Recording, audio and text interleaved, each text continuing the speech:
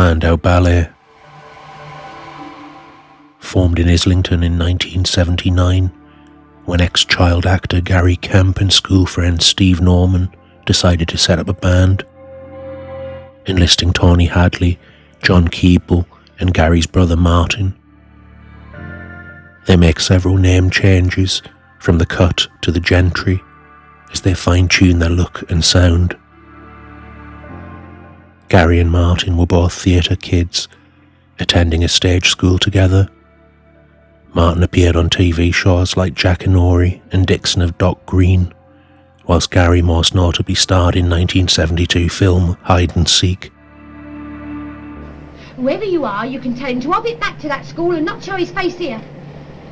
It was really Mr. Lawson I came to see. He's always had those snidey eyes, like he wouldn't think twice about punching an old lady in the face for her pension money. But despite his mischievous exterior, he's been such a good boy at drama school, even given the feature role in this one, the golden child with the silver tongue. More likely to write your gran a poem than stamp on her head. I've told you he's out. Where can I find him? You can't. One day friend, journalist and boyfriend of Sade, Robert Elms, credited as their spin doctor, suggests that they change their name to Spandau Ballet, claiming he saw it written on a toilet cubicle in Berlin, but later unfolds that he stole it off an active London band on the same circuit. You can only imagine the surprise of the original Spandau Ballet when friends started congratulating them on their new residency at the trendy Blitz Club. This residency leads to the quick rise of the new Spandau Ballet and the subsequent record deal with Chrysalis, where they released the following singles. To cut a long story short, number 5, The Freeze, 17, Musclebound, number 10. It's a great start from their debut album. Then from the second, Chant number 1 reaches number 3. Point Me Down, 30. She Loved Like Diamond, 49. Instinction, number 10. It's at this time that Gary decides to shift their sound from synth-led new romantic to more of a soul pop sound with a wider commercial appeal. He's always written the band's songs, and is very particular about this, despite the others desperately wanting more involvement. He keeps them on the long finger, teasing possible future co-writes and promising them a piece of the pie down the line, but maintains very tight control. From the third album they release, Lifeline, number 7, Communication, 12, True tops the charts, and Gold reaches number 2. It's a commercial smash, turning them into household names. Brit Award for the Best British Band. Martin's introduced to his future wife Shirley by mutual friend George Michael. They're all doing nicely, on around 100,000 a year. But Gary's next level minted at this stage and feeling like the man. From the fourth album they release, Only When You Leave, number 3, I'll Fly For You, 9, Highly Strung, 15, Round and Round, number 18. All top 20s, and Gary's now a multi-millionaire and on top of the world. His tight control of creativity and consequent net worth is a contentious issue amongst the rest of the guys, but they push forward. During this promotional period, the brothers take part in an interview. We get to see the contrast between the two.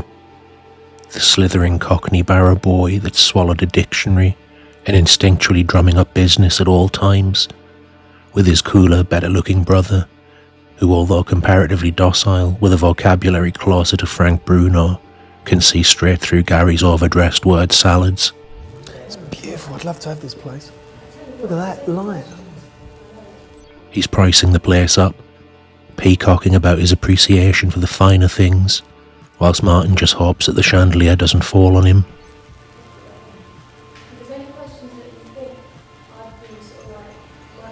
All right. Okay. Right, you ready? How did the ballet fall? An entry-level question that they're bored to death of. Gary tries chucking it at Martin, but he can't be arsed and throws it straight back.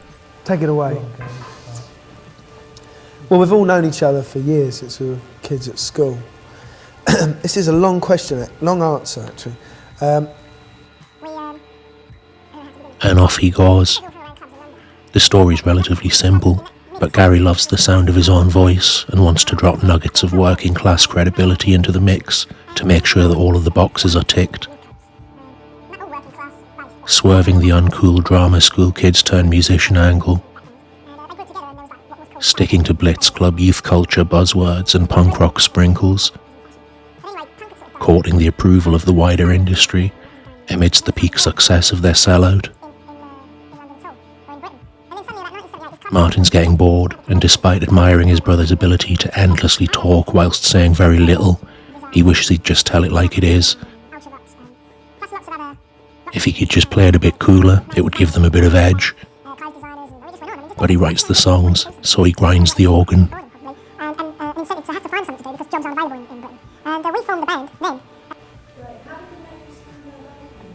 That was, I think we stole it from another group. He nearly chokes on his tea as Martin tells it how it is, without any hot air. Holding his cup like Liberace, he scoffs at such low-class honesty. I think one of our friends went to Berlin, and we was just at the time we were looking for a name, and came back and said, I've seen this name, Spandau Ballet, and it was written on the toilet wall. All this talk of artistic theft and toilet cubicles is cramping Gary's bourgeois style. In his oversized designer jacket and best tartans, he's going to have to intervene. So it was another group that wrote it on the toilet wall. I mean, And we stole it, I think. to intellectualise about it, I think. Martin doesn't like Gary intellectualizing his answers. He understands that he's cleverer than him, but doesn't like being publicly patronised. Right, we did like the idea of ballet. We wanted that. stole the bloody name. It was Spandau Ballet we stole, We but tried to make it really clever, we stole the name of another group. right.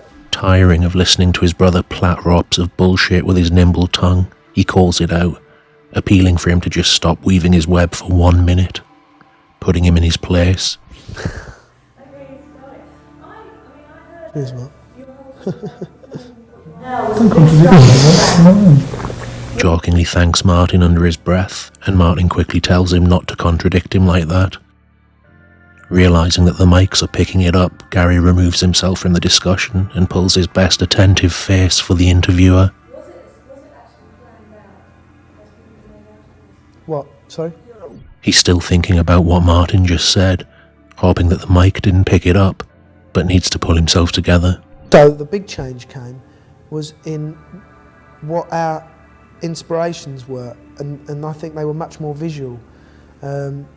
Lennon and McCartney grew up listening to transistor radios and music. Martin's lost on this one. He loved his radio and music, just like Lennon and McCartney. He's just hoping Gary doesn't go off on another random shitfest of anecdotes.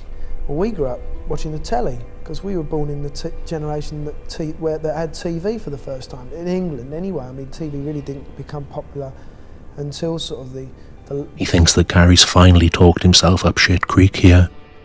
The history of British TV. He grins as he thinks, go on Gary, when was the popularisation of TV? late 60s. And then in the sort of early 70s it became colour. He's blagged it again, and not too far off. But where the hell's he going with this?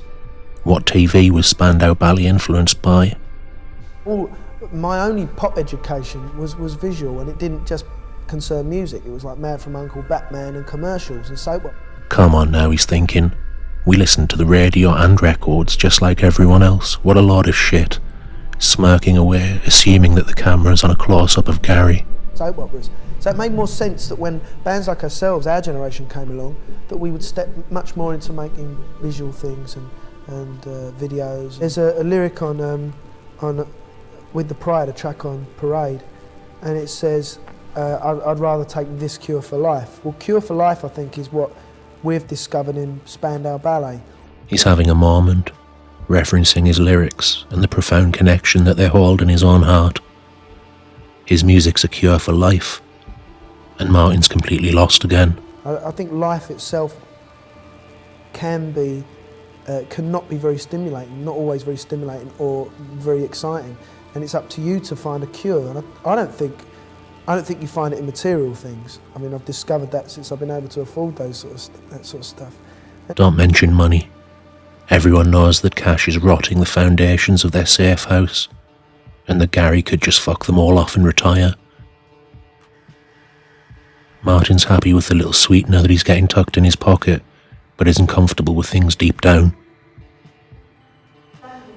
Well, I think film is the thing that all bands are going to work more. Film stars, like, Martin wants it known that he doesn't want to be an actor.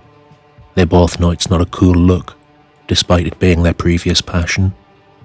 Gary reluctantly backs him up, knowing that deep down he'd love to be a movie star. Well, I mean, I certainly don't want to be actors, but I want to be an actor. I think film is probably where most bands want to get into, because they're having the experiences with films. I think, directing appeals to me much more than acting. I'm not really an actor. Most groups aren't actors. He's protesting a lot, despite being a trained, experienced actor. He knows that theatre types aren't looked at as working class heroes in the music industry, so brushes it under the carpet again.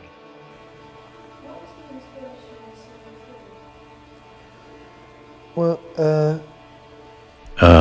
well, that's an awkward one, but a perfect opportunity for him to fill the air with an unfocused string of descriptive nonsense, since the truth would cause him big problems. I wrote, Despite having been with a teenage Sadie Frost for 3 years at this point, he becomes infatuated with Altered Images singer Claire Grogan, even travelling to Scotland to see her and meeting her parents, before writing the song about her.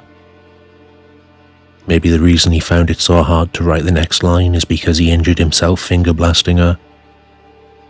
so True came about, this much is true, it's dead simple, there's no complications. If you say so, Gary. If you say so. In 1985, at the top of their game, their record contract with Chrysalis comes to an end, and feeling that the label hadn't done enough for them, they find a better deal with CBS. They also play Live Aid before releasing Fight for Ourselves, 15, Through the Barricades, number 6, and How Many Lies, 34. It's another strong campaign, and they take some time off, pretty much inactive throughout 1987, but return in 88 for their 6th album. Over the next 2 years they release Raw, 47, Be Free With Your Love, 42, Empty Spaces, 94, Crashed Into Love, 96. The 80s are over, and so are Spandau Ballet.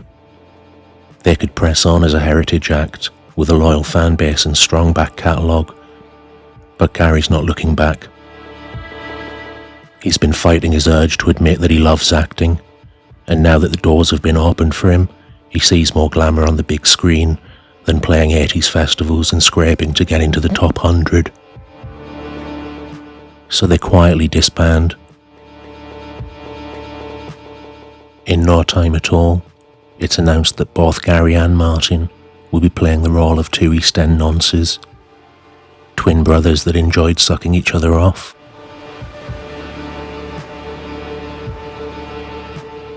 Peace and love.